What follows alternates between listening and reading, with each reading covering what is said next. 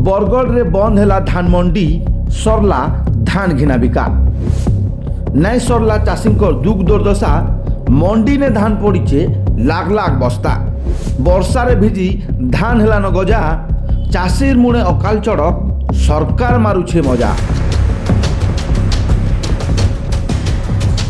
बरगढ़ जिले में बंद है धान मंडी सरला धान घिना बिका रवि ऋतु लगी बरगढ़ जिले में बंद होइछे धान घिना बिका हेले इहादे भी बरगढ़ जिलार पदमपुर अताबिरा बरगढ़ आरएमसी अंचल ने पड़ी रही लक्ष लक्ष बस्ता धान खाद्य जोगाण विभाग आर मिलसर मधु चंद्रिका लगी इहादे हरण घोड़ा ने पड़ीचन जिलार 5000 चाषी बिक्री नहीं पारी चाषी मानकर कष्ट उपार्जित धान सियाड़े जे वर्षा लगी मंडी ने पड़ी धान सबू पानी भिजिकी गजा हो जाइए।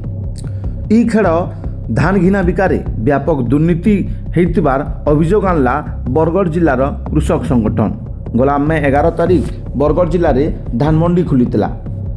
ई वर्ष लाखे 5000 चाषी धान बिकबार लगी रजिस्ट्रेशन करते हेले 5000 चाषी के बिल्कुल भी टोकन नहीं मिलिथिबार अभियोग होइछे आर 20000 चाषी के अतिरु अति कम टोकन दिया जाइतला। गला वर्ष चाषी मान ठानु 63 लाख क्विंटाल धान सरकार घिनी हेले ई वर्ष 58 लाख धान घिनिकरी सरकार मंडी बंद कर देछन हेले ई 5 लाख क्विंटाल धान किए घिनला बोली ताहाके नेकरी चाषी संगठन अभियोग आनिचे। जोगाण विभाग आर मिलर्स सला सूत्रा करी चाषी मानकर नारे 5 लाख क्विंटाल धान बेआईन भावे मिलर्स के बिकी देइतबार चाषी संगठन अभियोग आनिचे। आयबा जुलाई 6 तारीख तक जदि जिलार सबू चाषी धान नहीं उठवा बेले बढ़ेटे आंदोलन हुआ बोली चाषी संगठन चेतावनी देइछे। सियाड़े सरकार को नियम अनुसार जेन चाषी पाखे टोकन थिला से अनुसार जिले में 58 लाख क्विंटाल धान घिना जाइए बोली कहिचन जिला जोगाण अधिकारी। संयुक्त कृषक संगठन उपदेष्टा रमेश महापात्र बरगढ़ जिले में धान किणा बिका कागज पत्र सरी भी आज जदि देखा विभिन्न मंडी में हजार हजार पैकेट धान खोला आकाश तले पड़ी रही है। बरगढ़ जिले में आज 5 लाख पैकेट रु अधिक धान एंता अवस्था पड़ी है। बर्तमान आम बरपाली ब्लॉक तुलंडी मंडी अच्छु। तुलंडी मंडी में 30,000 पैकेट धान खोला आकाश तले पड़ा सबू धान तलरा भिजी जाइए ए स्कैनिंग होती आखि परीक्षा होवार सत्वे भी चाषी मान धान नहीं उठवार लगी चाषी मैंने पैसा नुहे पारते ई धान बर्तमान मिल वाला नहीं निया बोल कहे चाषी मैंने काଣା करेंगे जानी नहीं पार्बार। तेणुक आम सरकार को नवेदन करुचु आरएमसी नियम अनुसार जेहेतु आम भल धान इनके आईचु ये समस्त धान किणा जाऊ एवं सबू धानर पैसा सरकार चाषी मान को दौन। जदि मंगलवार सोमवार दिन भितर चाषी मैंने बिक्री कर धानर पैसा नहीं पाइबे ताहले आम मंगलवार दिन सबू धान कलेक्टर ऑफिस रे पकईकरी आंदोलन बा धारणा देवार लगी बाध्य हेमु एटा संगठन तरफ चेतावनी दउछु। काय ना आपन कोना सुदर्शन भाई केन गार तुलंडी केते धान पकई तुम चाष के करतिले तर धान मैं सादे कार्ड करतिले हां मतलब 350 400 पैकेट पकईतिले मार्केट न केन मार्केट रे ये तुलंडी मार्केट रे केबा टुकन थिला मोटा 21 तारीख थिला ये स्कैनर हिसाब में नउतिले 25 तारीख हां 26 तारीख करी हां वाला वर्षा है गला धान सब एतकी बर्बाद हो गला। हां बोले धान बिकलो न देते धान कार्ड कोटी साला न ने काटवा स्कैन देनी है।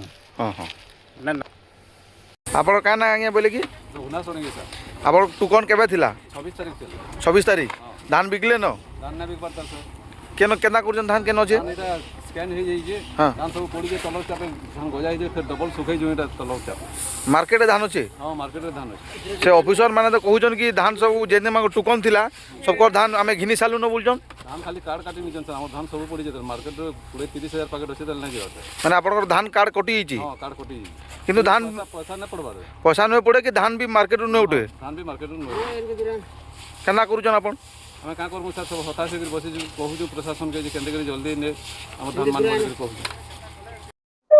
वर्तमान सुधा आम बरगढ़ जिले में 58,27,360 क्विंटाल धान 69,998 जन चाषी किणा से भितर आम 55,82,590 क्विंटाल धान उठे सारू आउ जो बड़का प्राय 2.5 लाख धान अच्छी आम ये अरेंजमेंट करके उठेदेवार व्यवस्था करूँ।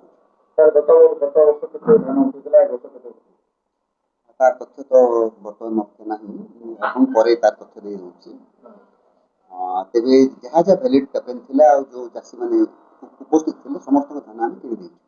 କୌଣସି ସେମିତି ଚାଷୀ ରହିନାହାନ୍ତି ଯାହା ଧାନ ଆମେ କିଣିଦେଇଛୁ। ଯେଉଁମାନଙ୍କର ଭ୍ୟାଲିଡ୍ ଟୋକେନ୍ ସେମାନଙ୍କର ଧାନ ଆମେ ନିଶ୍ଚୟ କିଣିଛୁ। ଗତ ବର୍ଷ ଚାଷୀଙ୍କ ଠାରୁ 78 ଲକ୍ଷ ଧାନ କୁଇଣ୍ଟାଲ ଧାନ କିଣାଯାଇଥିଲା, କିନ୍ତୁ ଏ ବର୍ଷ 58 ଲକ୍ଷ କୁଇଣ୍ଟାଲ ଧାନ କିଣାଯାଇଛି। ବାକି 2 ଲକ୍ଷ କୁଇଣ୍ଟାଲ ଧାନ ଭୂତ ଖାଇଗଲା ବୋଲି ଚାଷୀ ସଂଗଠନ ପ୍ରଶ୍ନ କରୁଛି ଏବଂ ଏ 2 ଲକ୍ଷ କୁଇଣ୍ଟାଲ ଧାନ ବିରାଟ ର୍ୟାକେଟ୍ ଅଛି, ଯେଉଁଠି ସିଧାସଳଖ ବିଜନେସ୍ ଏବଂ ଖାଦ୍ୟ ଯୋଗାଣ ବିଭାଗ ଉଠେଇଛି ବୋଲି ଚାଷୀ ସଂଗଠନ ଅଭିଯୋଗ କରୁଛି। ଆମର ଯାହା ଭ୍ୟାଲିଡ୍ ଟୋକେନ୍ ଥିଲା ଏବଂ ଯାହା ଧାନ ମଣ୍ଡିକୁ ଆସିଥିଲା ଆମେ ସମସ୍ତ ଧାନ ଉଠେଇ ଦେଇଛୁ। ଯାହା ଯାହା ଆମର ଭ୍ୟାଲିଡ୍ ଟୋକେନ୍ ରହୁଛି ସେ ଅନୁସାରେ ଟାର୍ଗେଟ୍ ଥାଏ। ସରକାର ସମସ୍ତ ଟାର୍ଗେଟ୍ ଦେଇଥିଲେ, ଯାହା ଯାହା ଭ୍ୟାଲିଡ୍ ଟୋକେନ୍ ଥିଲା ସମସ୍ତଙ୍କ ପାଇଁ ସରକାର ଟାର୍ଗେଟ୍ ଦେଇଥିଲେ।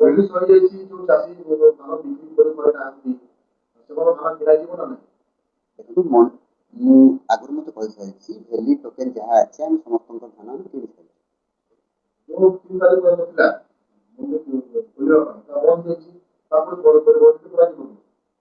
ଦେଖନ୍ତୁ ସେଟା ସରକାରଙ୍କ ପଲିସି ମ୍ୟାଟର୍ସ, ସେଟା ସରକାରଙ୍କୁ ମାନେ ଯେହେତୁ ଆମେ କିଣି ସାରିଛୁ ଆଉ କାହିଁକି ଆମେ କିଣିବୁ, ଯେହେତୁ ଭ୍ୟାଲିଡ୍ ଟୋକେନ୍ ନାହିଁ ନା ଆମ ପାଖରେ। ବର୍ତ୍ତମାନ ଆମେ କିଣିଛୁ 58,27,360 କୁଇଣ୍ଟାଲ ଆମେ କିଣିଛୁ। ସେଇଠୁ ଆମେ 55,82,590 କୁଇଣ୍ଟାଲ ଲିଫ୍ଟ କରିସାରିଛୁ।